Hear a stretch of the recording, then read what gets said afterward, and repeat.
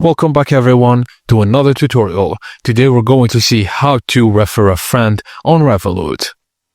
Revolut rewards you for inviting friends to join. Here's exactly how you can send referrals and what your MVT needs to do for your earn. Firstly, sign into your Revolut account. Tap on your profile picture or look for the referral tile on the home screen. Tap the Invite Friends to generate your unique referral link. This link will be shared with your friends so they can use it to open a Revolut account to get rewarded.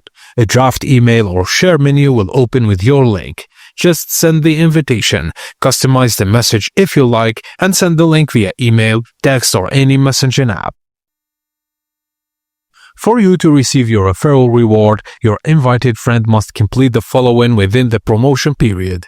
Click your link, download and sign up, pass KYC, order a card, top up account, or make transactions. Just a pro tip, always check the latest referral promotion rules in your app since requirements like number of payments or reward amount can change by region.